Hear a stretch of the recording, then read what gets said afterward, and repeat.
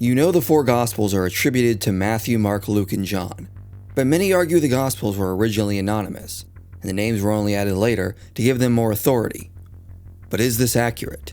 In the first century, were the Gospels entirely anonymous, and only when they were criticized did second century Christians add names to give them more authority? Or are there good reasons to think the Gospels really did come from Matthew, Mark, Luke, and John?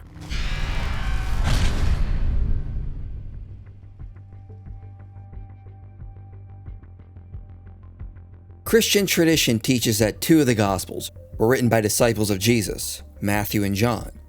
The other two were written by followers of the disciples. Mark was a follower and the interpreter of Peter, and Luke was a traveling companion of Paul.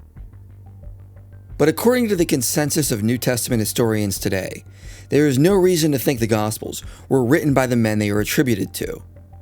Bart Ehrman says, there were some books, such as the Gospels, that had been written anonymously, only later to be ascribed to certain authors, who probably did not write them, apostles and friends of the apostles. David Carr and Colleen Conway say, all four of the canonical Gospels were originally anonymous. It was only in the 2nd century CE, when the four Gospels were published as a collection, that the superscriptions were added to the Gospels, attributing authorship to Matthew, Mark, Luke, and John respectively. Dale Martin says, we believe that all four Gospels were originally published anonymously, and the names they now bear were given to the four books later in order to link the books to disciples of Jesus, or close disciples of Jesus. However, within the past few decades, many scholars have been pushing back against this consensus and arguing the titles of the Gospels were most likely included when the Gospels were originally written, and they were always understood as having come from Matthew, Mark, Luke, and John. One of the reasons the traditional authorship of the Gospels is denied is because none of them internally mention an author, either in the preface or main body. Thus, the Gospels are by definition internally anonymous. But that doesn't mean they ever circulated without names attached to them. In 2019, Simon Gathercole wrote an important paper where he points out a lack of claim of authorship internally is entirely irrelevant to the question of the Gospel's anonymity. The reason being is many ancient works were also internally anonymous. Xenophon didn't include his name or pseudonym within the text of the Anabasis. Josephus left his name out of Antiquity of the Jews. We don't see any prefatory self-references in the works of Polybius, Diodorus, or Arrian. Latin authors like Sallust, Livy, and Tacitus did not mention themselves internally in their works. Mike Licona adds that Julius Caesar did not identify himself as the author of his commentaries on the Civil War, and he writes entirely in third person, as the author of John's Gospel may have done. In fact, Elmer Herkomer noted that this practice of an author leaving their name out of the body of their work was the standard norm. If we look specifically at the genre of ancient Greco-Roman biographies, of which the Gospels fit nicely with, we can see it was common to write biographies internally anonymous.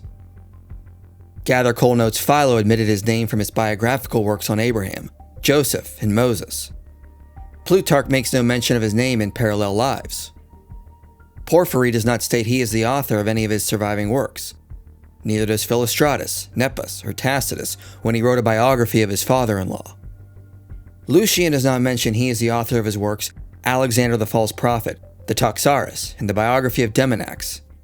He only mentions his name at the end of one of his works, The Passing of Peregrinus, where it reads Lucian de Chronos, with best wishes. Gathercole notes the only other example he can find, where an author's name is mentioned, is the fictional one of Aelius, which is in a late work called the Historia Augusta. And because it is fictional, it likely wasn't written by the author it is attributed to. Additionally, Loveday Alexander notes the prologues of ancient technical handbooks often lack the author's name. She argues Luke's prologue matches a standard medical or technical prologue from that time, and so it's not strange that Luke doesn't mention himself either. Thus, given this survey, Gathercole says, the absence of the evangelist names should excite no comment at all. Such an absence is not remotely a curious feature. In other words, given the cultural context, we should expect the Gospels to be internally anonymous. And so the argument the Gospels do not eternally identify the authors is not actually evidence they were known as anonymous works. Gathercole goes on to say, "The absence of a name within the body of an ancient work is entirely understandable because of all the other ways in which the author might be identified. There were, of course, numerous ways of indicating an author's name in or on a roll or codex outside of the work itself. Ancient works would often identify the author in an external fashion, like in a title or subscription above the main body, or in a table of contents, a running header, an end title, on a title page, signed by the author on the back of the scroll, or with a name tag attached to the scroll. Some of these methods are unlikely candidates for how the authors of the Gospels were identified. But the point is, the standard practice appears to have been to introduce the author apart from the main body. It's plausible the Gospels always came with titles attributing them to their respective authors. As Simon Swain said, "It is perfectly normal for literary works to begin without a reference to their author. The author's name should already be known to the reader or hearer from the usual devices." But what of the claim that the four Gospels were not attributed to Matthew, Mark, Luke, and John until the 2nd century? Well, there are many reasons to think their titles were actually original. First, the Gospels would have needed to be identified when copies were added to private library collections of the various churches. So it is likely they came with some form of external title to identify them, just as it was the case with other ancient works. Second, it is unlikely the Gospels would have circulated without names attached to them. For example, the prologue of Luke's Gospel indicates it was sent to someone named Theophilus. It is inconceivable the Gospel would have been sent to him without Theophilus knowing who wrote and sent him a copy of a Gospel. It is unlikely he would have just received some anonymous text and considered it authoritative without knowing it came from someone like Luke. As Richard Bauckham said, the author's name would have featured in an original title, but in any case would have been known to the dedicatee and other first readers because the author would have presented the book to the dedicatee. We know in the 1st century, Paul's letters were circulating between different churches, and whoever was delivering the letters would have been able to verify the letter came from Paul. Likewise, as Gospels were being copied and circulated, the various churches would have requested information on where the Gospel came from. It is unlikely they just would have accepted any old writing without believing it came from a reliable source. The early church father Papias said he didn't give stock to any tradition that could not be traced back to a reliable source, like a disciple of Jesus or a known elder. So it is unlikely the early church would have accepted anonymous biographies about Christ without knowing they came from reliable sources. Third, when we study the early church writings, we can see there is unanimous agreement among a multitude of witnesses. All agree the Gospels came from Matthew, Mark, Luke, and John. There are none that dissent and attribute them to other authors. Even early copies of the Gospels that have survived, that still have a title, attribute them to their respected authors. No Gospel manuscript has ever been found that bears a different name. P66 from the 2nd century notes John as the author of the Gospel attributed to him. P4, which dates to the 2nd or 3rd century, notes Matthew as the author of the Gospel attributed to him. In the 2nd century, Clement of Alexandria lists 4 Gospel authors throughout his works: Matthew, Mark, Luke, and John. In the letter of Polycrates of Ephesus to Victor of Rome, we see him identify who the beloved disciple is. The Gospel of John states its testimony came from the beloved disciple of Jesus, and Polycrates identifies this disciple as John. The Muratorian fragment is missing its opening, but identifies Luke and John as Gospel authors. Irenaeus tells us the 4 Gospel authors are Matthew, Mark, Luke, and John. An indisputable testimony to John's authorship of the 4th Gospel comes from Theophilus of Antioch. Hegesippus seems to also suggest that John was a Gospel author. Apollinaris refers to Matthew 26:17-19 and suggests the author of it was the disciple Matthew. The Acts of John seems to identify the beloved disciple as John. Heraclean says John 1:18 was spoken by the disciple John. In a fragment we have from the early church father Papias, we see he says that Matthew and Mark were Gospel authors. And Gathercole notes his information likely came from John the Elder, who was another disciple of Jesus. Additionally, we have other texts that point to the 4 traditional Gospel authors. In the Acts of Peter and the 12 from the Nag Hammadi collection, we see a scene played out that is strikingly similar to what we read in John 13. But instead of the conversation being between Peter and the beloved disciple, it is between Peter and John. This implies the beloved disciple, the authority behind the Gospel of John, was in fact a disciple named John. As Gathercole says, seeing John as the one beside Jesus, the Acts of Peter and the 12 apostles thereby sees John as the beloved disciple, and therefore the author of the Gospel. In the Gospel of Thomas, we get a hint that Matthew may have been understood to be a Gospel author, as he's singled out among the 12 to be an authority figure on who Jesus was alongside Peter. When we survey the early data, we see unanimous consent that the four Gospel authors are Matthew, Mark, Luke, and John. No one ever claims another author for the four canonical Gospels, and no one ever suggests the Gospels were understood as anonymous. Even Justin Martyr suggests the Gospels were known to be attributed to evangelists, not that they were anonymous works. Moreover, it is important to note that this unanimous attestation comes from across the whole Roman world, and not simply one region. Multiple authors from different regions all agree the four Gospel authors are Matthew, Mark, Luke, and John. But perhaps a skeptic could argue they all got their information from the same source before it spread out. Even if this was true, given that we have cited many 2nd century sources, the original point of the tradition must have been early for it to have become such a widespread tradition by the 2nd century, meaning it likely originated in the 1st century when the Gospels were being composed. But also, when we study the traditions, we see variation. Irenaeus and later church fathers suggest the order the Gospels were written in was Matthew first, followed by Mark, then Luke, and then John. But Clement of Alexandria believed Matthew and Luke were written first, then Mark, and then John. So it appears they had different traditions regarding the order the Gospels were written in, which shows us their information was not all coming from the same source, and despite this, we still have unanimous agreement on who the Gospel authors were. James D.G. Dunn also notes the titles of the Gospels have remarkable similarity across manuscripts, which suggests the titles were added early, before they spread around and other churches could add their own differing labels. The Gospels were not known by a variety of titles.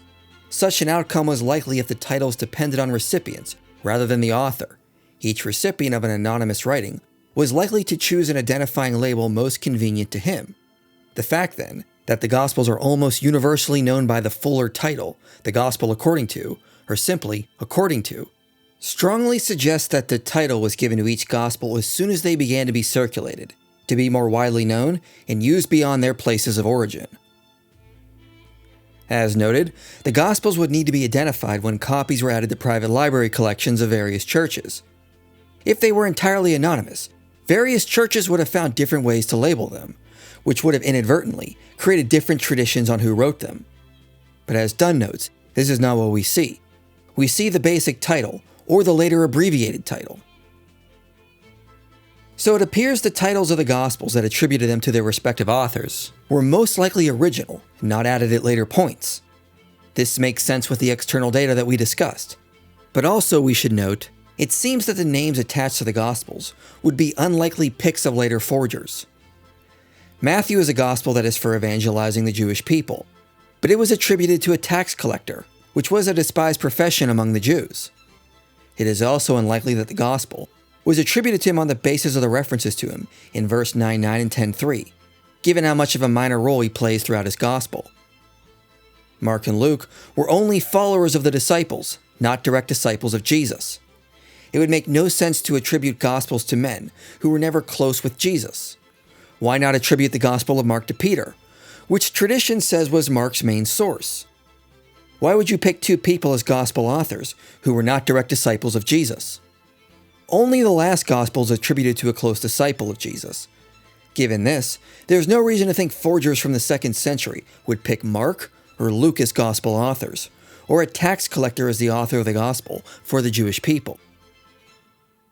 Finally, it has been noted by scholars like Richard Bauckham, if the Gospels were truly anonymous early on, we should expect church father commentary on their authorship to resemble the talk on the book of Hebrews. Hebrews is truly an anonymous work, and instead of the church picking an author to attribute it to, they debated on who wrote it, and suggested different authors. P46 implies Paul was the author. Tertullian attributed it to Barnabas. Eusebius wrote that Origen said Paul was the author. Others attributed it to Clement of Rome or Luke. As Gathercole says, This sort of diversity is exactly what we do not find in references to the authorship of the Gospels. Instead, we have unanimous agreement, not church fathers trying to figure out who wrote anonymous biographies. So when we survey the data, there is no reason to deny the traditional authorship of the Gospels. It was a common practice in biographical works to be internally anonymous. Most works identified authors externally, like with a tag or in the title. There was a practical need to identify the Gospels as they spread out and were added to Christian libraries. We have no indication the Gospels were ever thought of as anonymous. And we have unanimous attestation from multiple witnesses. The authors were Matthew, Mark, Luke, and John. No other authors were ever suggested for the four Gospels, and the traditions about them differ on minor details, indicating this did not all stem from one source that fooled them all. Additionally, the names Matthew, Mark, and Luke are unlikely titles forgers would have selected, and if the Gospels were actually anonymous, the conversation about their authorship should have resembled the talk about who authored Hebrews. At the end of the day, what reason do we have to deny the traditional authorship of the Gospels? Additionally, we have far more attestation for their authorship than other ancient works, as Michael Licona says. The best source attesting Plutarch's authorship is the Lamprias Catalog, written more than a century and perhaps more than 2 centuries after Plutarch's death. Additionally, it is falsely attributed to Plutarch's son. Still, no one questions Plutarchian authorship.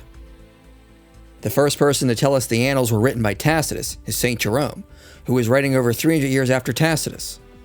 In comparison, it is clear we have far better attestation for the Gospels than many other ancient works that no one questions the authorship of.